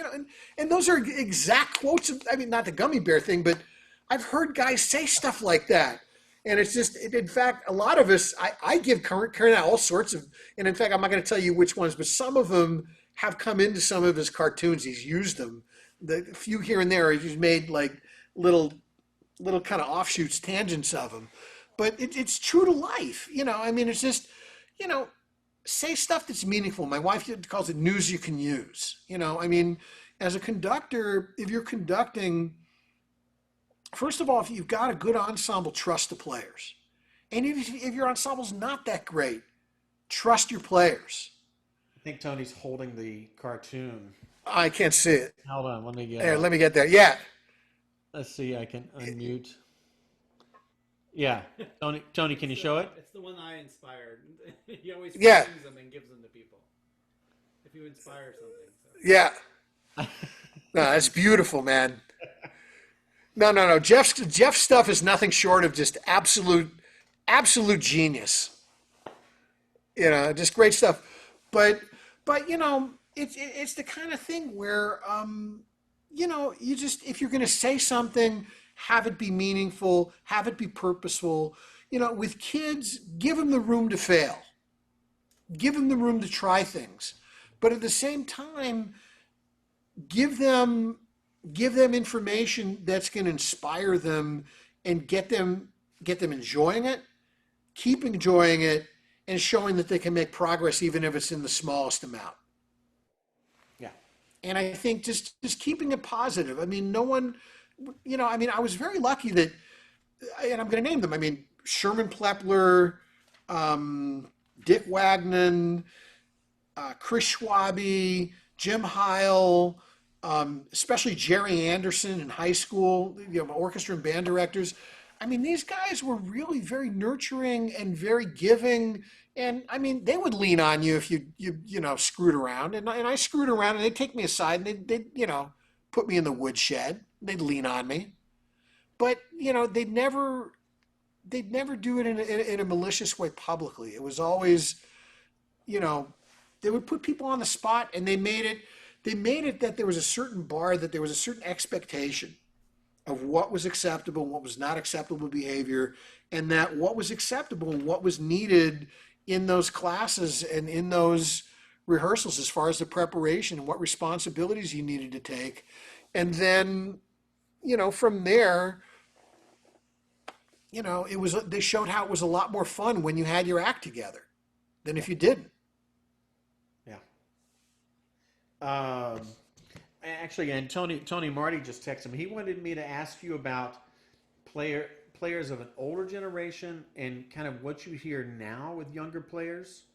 Like what have you seen kind of change over the years in players coming out versus, say, a couple decades ago? No, it's interesting. It's an interesting topic because, with Roger Voisin, who I was very close with, there's a connection to George Mager and hence Mary Francaine and Arbin. Right. There's a direct line to Arbin there, and with Voisin to his father and George Mager, as I mentioned, and Armando Gatalla. There's that connection there. With Zauder, there's that connection to Harry Glantz, who he studied with when he was in the at West Point. He would go down to New York and see the concerts in Carnegie and then see Glantz afterwards. So I heard a lot about these older guys, as well as heard Bernie Edelstein play a lot of concerts. I heard Herseth play a number of times. I never heard Gatalla and Voisin in the orchestra, but I heard them play a little bit. Of course, I heard a lot of recordings, but I heard them play a little bit just in private. And and of course, I heard Stevens play a lot, and I heard a lot of the recordings. And you hear the old recordings, and the vibrato was very different. The punctuation, and then it was much more percussive and rhythmic, and very pointed with the articulation and the note length. That wasn't to say that these guys weren't great singers. I mean, Mager, I don't know, the French was his nickname was like the great singer. Yeah. And Voisin always talked about what a beautiful sound Mager played with, and this burnished, beautiful, like a great soprano. And Zauder would talk about Glance's lyrical playing. I know Bernie's lyrical playing. Everybody knows Bernie to be very pointillistic and very percussive, but Bernie's lyrical playing was beautiful. And of course, Voisin was very distinctive with his vibrato and his lyrical playing, and Gattala was very much like a great Italian opera singer who happened to be using the trumpet as a vehicle. And I think for me, in a lot of ways, the colors that those guys got and the sense of style was very distinct. I mean, first of all, you didn't have the kind of globalization of playing that you have now, where we have access to everything. For them, they needed to have recordings. They needed to actually go hear the concerts live, and there wasn't that much. So you had these very distinct styles happening in a Chicago, in a Cleveland, in a New York, in a Boston, in a Berlin, in a Vienna, in an LA, and then also the conductors that were at those particular places had a very distinct style. The Zells and the Reiners and the Kusevitskis and Munch and Metropolis and Bernstein and Bruno Walter in New York and any other different places. So there's a lot of different elements that went into it, but I think with the globalization of things over the last 40 years and last 20, 25 in particular, I think it's led to a lot more of a homogenous sort of an approach to things in comparison to maybe what it once was. I mean, you had with Bernie and Bud and Vacchiano and Gattala and Voisin and whoever was on the West Coast. I mean, you had these very distinct stylistic elements happening in those places that's maybe not quite as distinct, although, what Dave Bilger does is phenomenal. What Todd Rolfs does is phenomenal. What Chris Martin does is phenomenal. Hopefully I'm holding up my end. Esteban, who's sensational in Chicago. Tom in LA, Inouye in San Francisco. In those places, you've got very distinct players that if I would have heard the beginning of Pictures at an Exhibition with all those players, after about 3 or 4 notes, I could probably pick out who is who. Everybody has that specific thing. It's maybe not quite as broad as the differences between maybe Bud and Bernie, but there's still always going to be that differentiation of style and that uniqueness to the way people play, as unique as anyone's personality is. And a lot of that, what I've found, a lot of that personality also is reflecting the music directors I mentioned, but also the acoustics of the hall. The way you play over time, if you spend 40 years playing in a particular acoustic environment, 95% of the time, it's going to inform a lot of the way you play, a lot of the way you articulate, a lot of the way your sound quality works, and the colors in your sound, and your vibrato that you use, and the point that you put on the front or not on the front, or the note lengths that you play. I mean, any number of things come into how somebody plays. So the way that I play now, after 32 years in the chair in Cleveland, is probably a bit different than if I spent the last 32 years in Philly or Chicago or New York or LA, in those halls, in those environments. And a lot of what's informed me has been the Zauders and the Macs and the Alkofskis and the other wonderful musicians who earlier and now inhabit those chairs and who have informed me and influenced me and who have inspired me, as well as the other things that I've listened to. And there's a lot to be taken from the older guys that I think is too easily pushed aside by younger guys because they hear like the funky vibrato or something, and it's just like, you got to look through it with a little bit of a filtered lens and how you look back to it. because like a guy like Timothy Dorchester, if you just like listen to his vibrato and you just kind of just, that's kind of, I wouldn't do that. You know, that's kind of wacky. But it's like you start listening to the musicianship he had and the soul that he had and that he expressed things with, and it's phenomenal. And there's so much important information there that you could take. And so I would say probably, these guys, the older generation of guys, the Zouders and the Burnings and the Buds and the Glances and the, the Magers, those guys were first generation over here or first generation born over here. And they came from these families that I'm sure Guitarra grew up with his family playing old 78s, listening to Italian opera. And, his mom probably, parents, whoever, his friends singing, getting together and singing opera.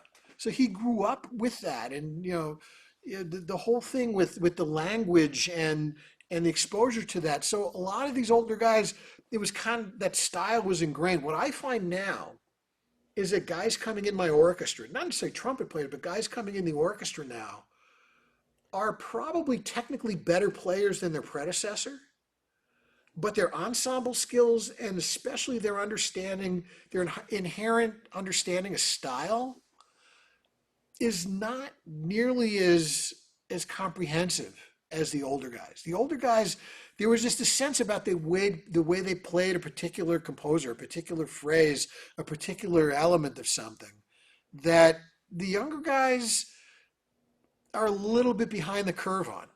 And I consider myself one of those people that I feel like I had enough of instinctual sense of that growing up the way I did, surrounded by the things I did. But still, it's like I came in with my ears wide open, and those guys like the Zouders, Max, and Alkowski, the second trombone player, opened up my ears wide open to it.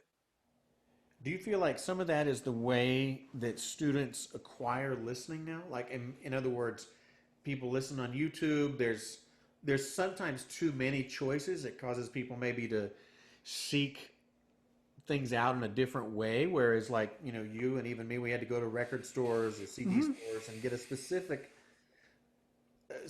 sound that you were trying to get. Oh yeah, I mean, I miss the days of going into Tower Records in LA or New York and going to the section where they had Maurice Andre LPs and then CDs and just thumbing through them and seeing something I'd seen before and looking at it. Oh man, I never heard of this piece. I mean, I got to check this out. That it led down a path of curiosity. Right. That I feel like most students, what they're doing is they're going and they're looking for something specific, and they go online and they basically are looking for this piece, and they'll go to Spotify and whatever comes up first, that's what they're going to listen to. Yeah. So it's not going to be potentially as qualitative and quantitative a listening experience. Right. Right. And it's also sort of like going to a library, right? I've equated this before. Going to a library and you had to open a book, but it was knowledge on the periphery, right? Which is what you just described. Yeah. Like, I don't know this piece, I didn't know this piece, and then it turns into that. You know what? Yeah. And Well, also, sorry, go ahead. I was going to say the quality of the sound of an MP3 versus an LP also. Right? Oh, it's night and day. And also another thing is, we would sit there with an LP, and I can't tell you how many times, like the Gabrielli LP from '68, I can't tell you how many times I read the back of that thing over and over and over again. You memorize it after a while. And, with CD books, going through CD books and, reading this stuff and seeing, it gave you, as you're listening to it, it gave you a window into these artists. Right. Right. And then, but I don't think people are doing that where they're listening to something at the same time, Googling the orchestra and looking at the pictures of some of these artists or getting some background on who the trumpet section is, who the other guys in the trumpet section is besides the principal, or who the conductor is, or what about this piece, or reading the story about the piece while they're listening to the piece, or about the conductor, or about the composer, or about the history of the world, listening to Shostakovich 5 and reading about Russia in 1937. Yeah. And, I don't think guys are listening that way. And I mean, they're multitasking, but they're probably listening to it while they're, playing, Call of Duty or something. I don't know. I mean, who knows? I mean, Right. it's just it's a different. People are multitasking now more, whereas with us, our multitasking was still within the confines of this, this one bucket that we were dealing with. Yeah. Yeah. It's So very, that's how I think people are listening differently, gathering differently, and absorbing differently. And again, I think it's another thing with ensemble skills. I the lion's share of my playing before I got in the Houston Symphony, I'd say probably 60, a good two-thirds of my playing of any kind before I did that was brass quintet. I had a brass quintet at UCLA, great players. One of the players, Alex Isles, phenomenal studio, one of the top trombone players in the LA studios now. It was a great group. We got together all the time. We played all the time. And then when I was in New York, I was in a quintet with Dave Bilger. We hit New York at the same time. We both got in a quintet together. And that was, my time with Dave was illuminating. I mean, there was so many things he could do that I couldn't, and it was inspiring. And hopefully vice versa. I think we pushed each other, that there were things I could do that he couldn't and vice versa. And, it forced us to up each other. We're constantly playing leapfrog with each other. right. And that was one of the best things that ever happened in my playing, was sitting across from him in a quintet and hearing him play day in and day out like that. Yeah. Yeah. It's very different. Uh, Different world since the CD and the LP went by the wayside. Yeah. Unfortunately. Well, it's also, hearing the Empire Brass Quintet and hearing what Rolf could do, hearing what, Charlie Lewis initially and then Kurnow and, especially Sam Pilafian. Pilafian was a huge, huge influence on me. Yeah. I mean, my first summer festival that I really went to was 4 weeks at the Empire Brass Quintet Symposium in Tanglewood, and Sam coached my group, and Sam is the one who introduced me to Gould, and Gould is why I went to New York. So, I told Sam many, many times and gave him full credit that he was one of the main reasons that I'm doing what I'm doing. Well, I'm glad you mentioned him because Jose's in here now. He's muted. Yeah. He's No. Sam was a guy who connected me with Gould, and I owe Sam and I owe everything to Sam. And Sam, with that just positivity and that infectious, like, just huge ball of energy and positivity. Every time I hung with him, it was always a huge boost and a big slingshot for me. And a lot of times as a student, over the years, I would see Sam, and Sam was always in my grill, like, what are you doing? Oh man, this is great. Yeah, keep doing that and do this as well and this and this. And he was always telling me like all these other things I should check out. Kinds of music, people to go here, types of music and recordings to go here. It's just everything, man. And Sam, and then, to become friends with him and good friends with him. And, really, anytime I got to hang out with him, it was like somebody was handing me like a room full of freaking bars of gold, yeah. because there's always something that came out of it that was inspiring and meaningful and thoughtful. And, not to mention just hearing him play and being around that. I mean, for Jose and the Boston Brass guys to get to have that, around you all the time and get to hear that is just, I'm jealous. I mean, the one thing I'll say, when he was at the University of Miami for a short time, and I'd see him when I was in Miami with the orchestra, he had me come over and do a class with the brass quintet stuff and chamber music class. And they'd do an Ewald 1, and Sam was getting pissed off, and so was I for the same reasons. And Sam finally looked at me and goes, "Get your horn." He grabbed the kid's tube, and we sat in, and I played the first movement of Ewald 1 with him, which, I was sitting there, it's like, the whole time it's like, I'm playing Ewald with Sam. And I'm like hearing that coming at me, I'm hearing his bell, and it's like, holy jeez, And then I got to that solo, boda bada boda bada boda, and I totally screwed it up because he did something with the note leading into it, like he lifted the whole group like that, and I was like, holy, and I was just like, I just like slaughtered this thing, So I had to stop, and it was like, man, sorry, Sam, I was fixating on that, and he laughed. He just goes, yeah, like a typical first trumpet player, man. You got to make some excuse for screwing up. It wasn't your fault, And I was like, no. That was all on me, man. All on me.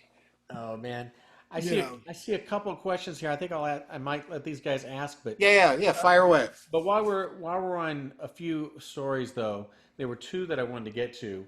One was about getting run over by the Kardashians in Miami. Yeah. You and I happened. You and I were there. So when we were down with the orchestra, and Doolin came down, and we're hanging out outside of the gelato place on Lincoln Road, and our chair and our seats are kind of out a little bit, and people walking around us, but a little bit to our left, we're like, man, what is it? It looks like freaking swarm of bees or something happening. And some guy heard me say that and goes, oh man, that's the Kardashians filming their show. And we're seeing this like thing coming at us.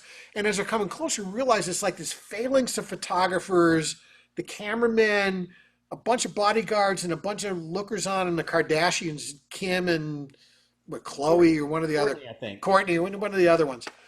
And they get getting closer and closer, and we realize that they're coming right at where Dool and I are sitting. And as they're getting closer, we grab our gelatos, we jump out of the way, and then these photographers, the paparazzi, they're like toppling over the tables and cameras, and Dool and I are like grabbing guys in their cameras, and the whole thing just comes to a halt right in front of Doolin and I. And literally like 2 feet from us are Kim and Courtney, whoever the hell it is. And they look at us, and Kim looks at us and goes, you guys okay? Sorry, the phone's ringing. You guys okay? You guys all right? And we're like, yeah, we're good. Oh, that's good. And then they walked away. And that was right around the time she was dating, who was the film? Reggie Bush. Yeah. She was just broken up with Reggie Bush. And see, I'm not a Kardashian follower, so I have no idea. I couldn't care less. I think I took a picture of that from behind. Yeah. And Yeah, that's on your Facebook page. yeah, and the next week I was in the grocery store, and that was on the front of like the Inquirer, and I was like trying to show some lady in line next to me in the grocery store, and she was like, Uh-huh. "Uh huh, don't go away," Yeah. Yeah. So that was our brush with greatness. And the other story that I always love is the story about your dad and Henza. Yeah. So we're doing Henza Requiem the beginning of my third season, and we did it in Carnegie. And Henza's, the Requiem's a pretty thorny piece. I mean, it's a challenging listen. But in the midst of it, he had written a trumpet concerto for Håkon, which was the fifth, eighth, and ninth movement. Pieces of a chamber orchestra. It's basically 4 first violins, 4 seconds, 3 violas, 3 cellos, 2 basses, 2 of each wind, doubling everything.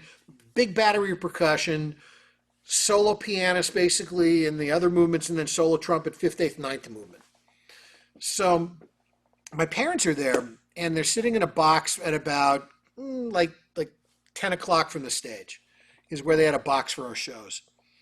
And my dad, he wasn't a big music lover, and he wasn't a big classical aficionado, and he would many times fall asleep during my shows. And so Henza Requiem's going, I don't know how he did it. And I come out, I play the fifth movement. Well, this was also the same show. Doc Nani had fallen and he'd messed up his shoulder. So he was all shot up with a bunch of drugs for his shoulder to get through the show. And he walked out for the first movement. He started the piece, and I'm warming up. And I hear our pianist across the hall still in her room warming up. And the piece starts. And I'm thinking, uh-oh, this is not good. I open up my door to see like these guys from my orchestra in Carnegie Hall, like their eyes are big as saucers, like this big, running up the stairs to get her. At which time I hear over the box, I hear on stage,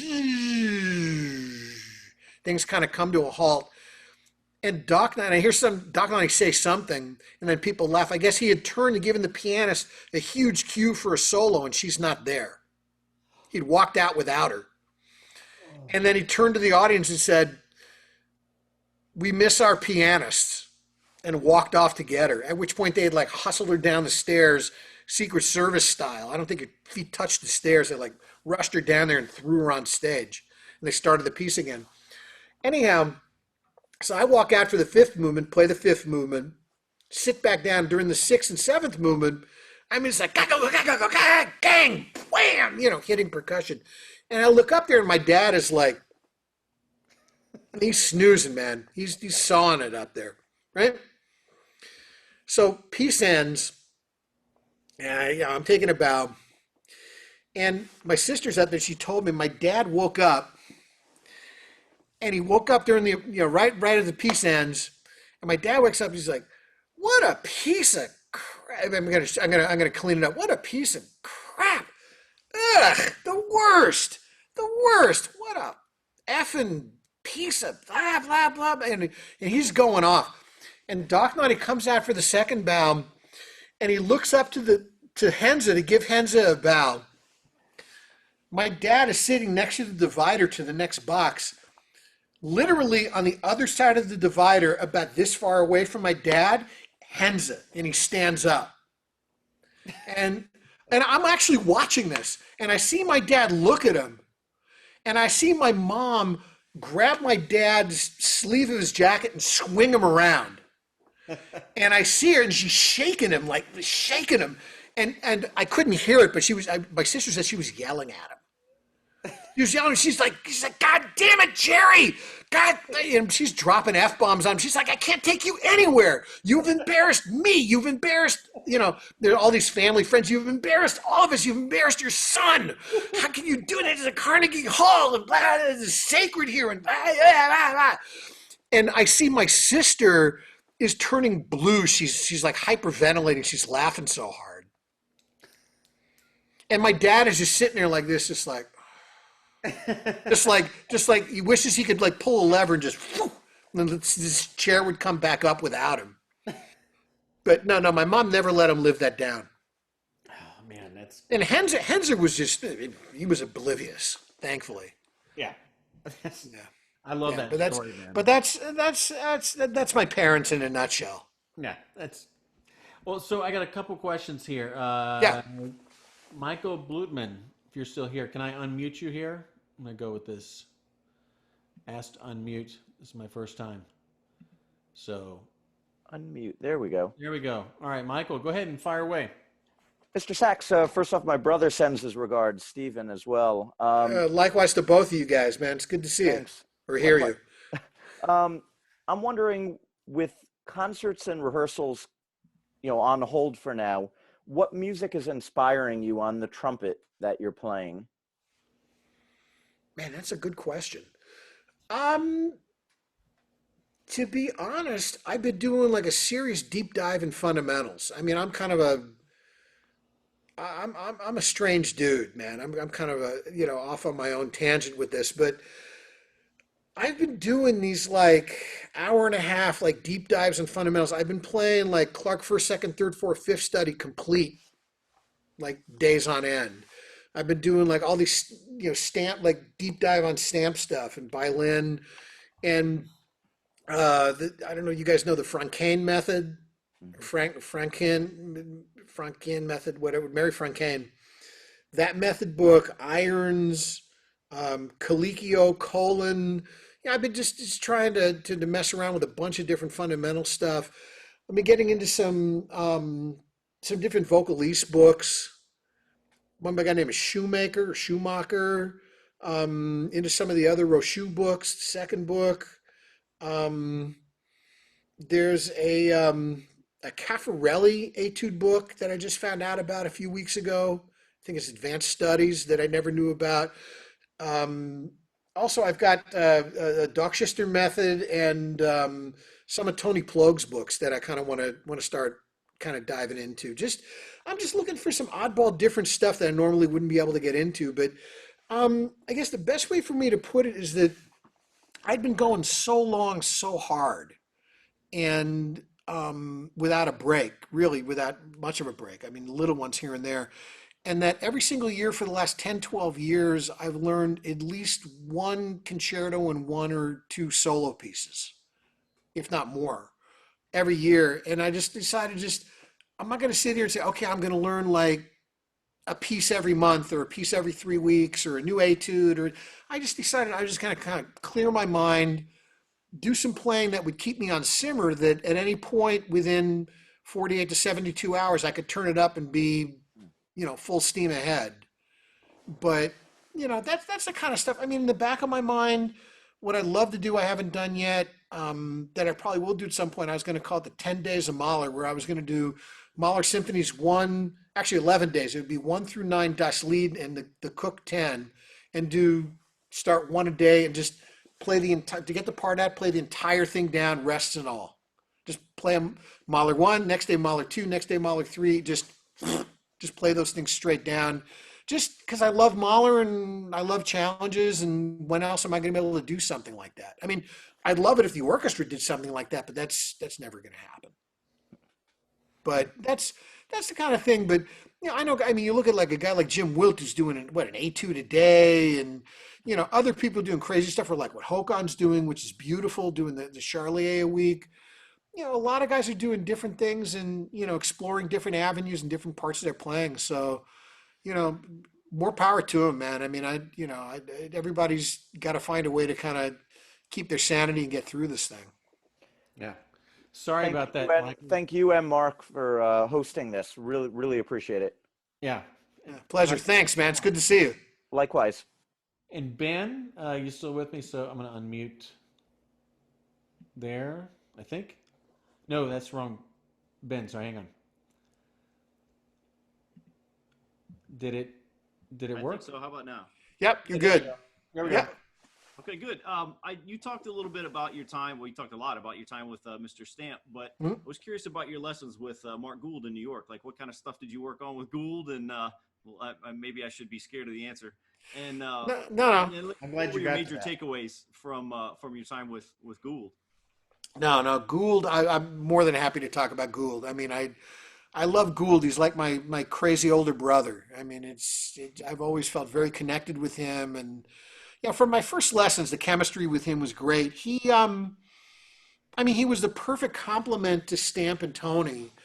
And with Gould, I mean, the best way for me to describe Gould is like no other trumpet teacher or no other musician that I've ever really met. I mean, he's so eclectic with his creativity, his language, his ability to kind of discern musical style and express it in a very particular way. I mean, he's probably got the widest color palette and musical style palette of just about anybody I've ever seen. And a lot of what he talked about had to do with sound on the trumpet and style, and really expanding my color palette, really expanding my sound color and ability to play in more styles, more acute styles, understanding what the styles were, probably because, all the singers he was around and influenced by the opera time, that he spent in the pit, that, a lot of it involved listening to singers, a lot of it involved listening to, jazz musicians, other people besides classical trumpet players.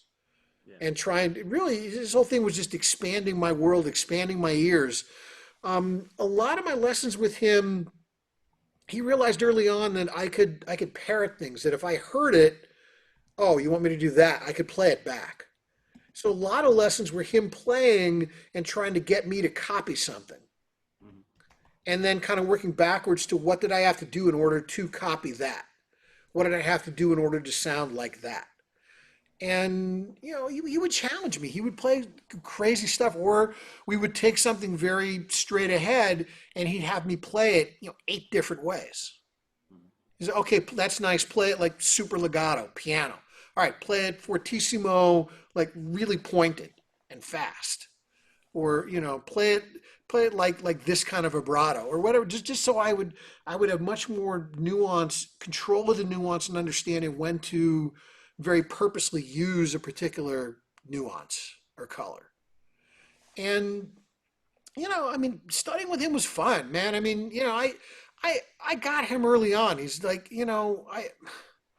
I come from like, my family's a bunch of crazy Brooklyn Jews. I mean, I come from that. I mean, that's like, I got him immediately. And when he met my parents, it was perfect because he's like, got it. He always talked about a fight my parents had right in front of him at a restaurant, that he thought was great.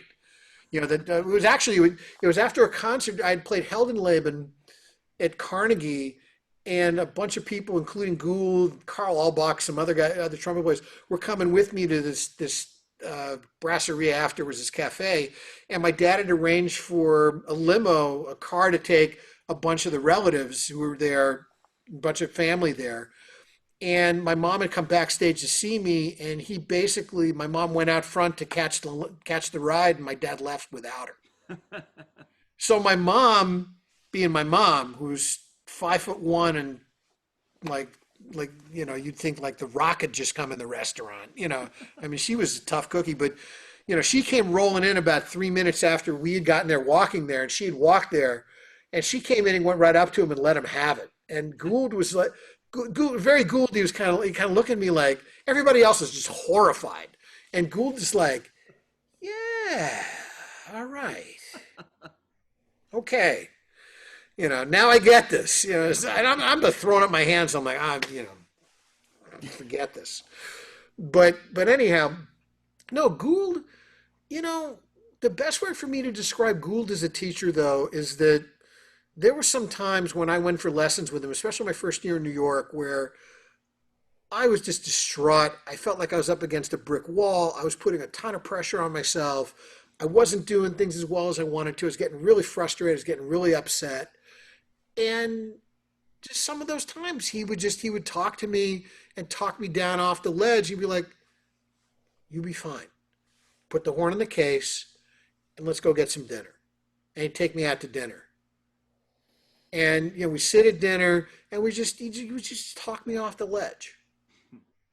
And that's who he was, man. I mean, I know he puts on this whole facade of, been in New York too long guy, and the whole thing that he puts on. But, at the heart of who he really is somebody with a gigantic heart of gold who would do anything for somebody he cares about and did with me. And I owe him everything, man. I owe him everything that I am and everything that I have.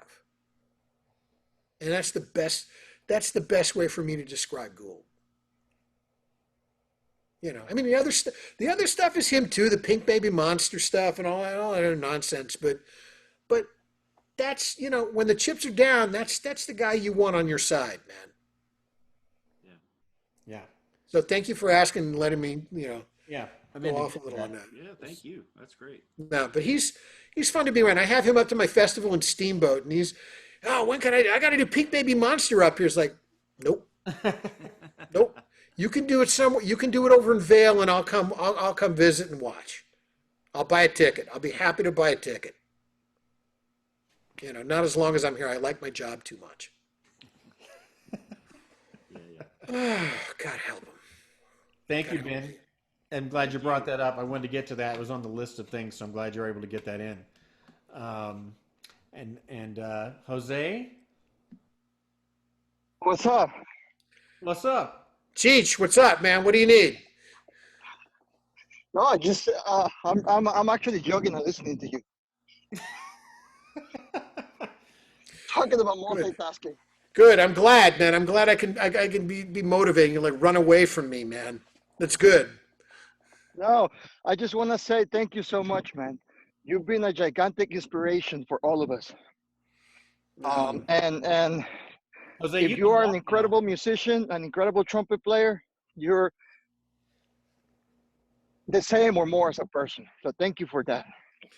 Man, look, dude, the feeling is absolutely mutual. I mean, for any of you guys that don't know, Jose and I are very, very good friends, and Jose is somebody whose playing is sensational, is the best way for me to describe it. I mean, he can do another guy who could just do anything on the instrument. I mean, he's such a chameleon, and besides being sensational as a player, is just equally or more so, even if possible, just the greatest guy to be with and hang with and get to play with, and always tons of fun, man. There's always a lot of laughing, always a lot of fun, and Jose and the other Boston Brass guys, and when Sam was there, was really some very special time together. That was just a lot of laughing and a lot of crazy stuff, man.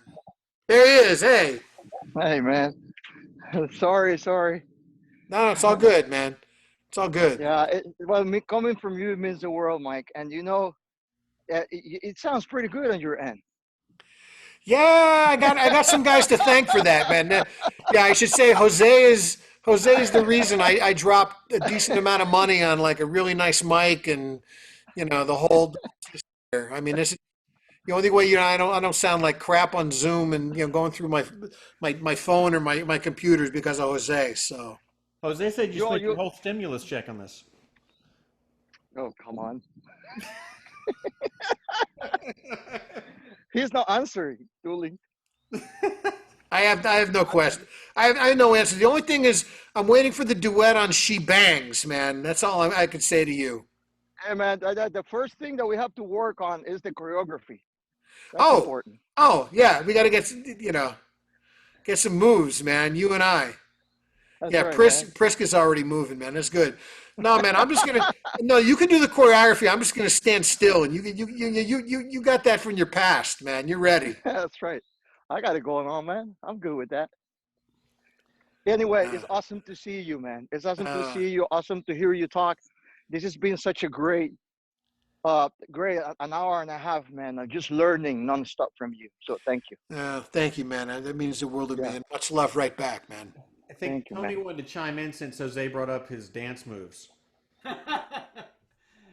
gotta do the Ricky Martin booty shake, right? Hey, man. Oh, Oh, now I Tony, gotta. Yeah, you can't unsee that, man. You just can't unsee that. Tony. Much love to you. I am so happy that you're a great trumpet player. Let's just say that.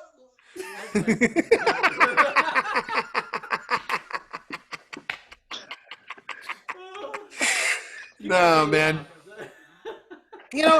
I gotta say one thing that really makes me proud, and that I love about the whole fraternity group of trumpet players, man.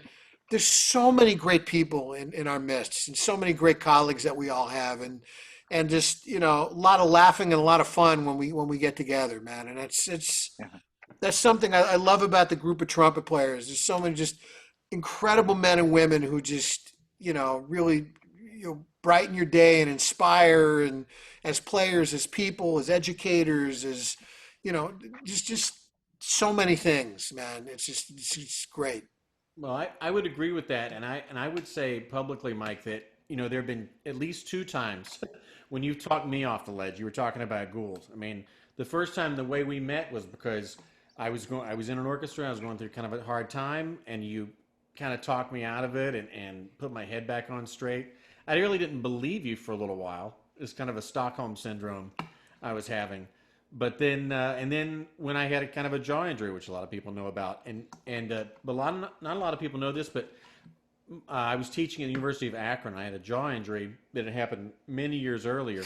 But you actually came down to my house, into my basement, and we sat around and played Oh violin, yeah. played back and forth like hours, Hmm. hours. And I don't know many people that would do that. So I would thank you and thanks for doing this, No, Chad. no, man. Look, anytime, anywhere, man. I mean, Yeah, our friendship has always been wonderful, man. and yeah. and you know, it's funny. I think back when we first met, and I remember you came in. The first thing, I mean, before I said a word, you started telling me all that was wrong with your playing. Yeah. It's this.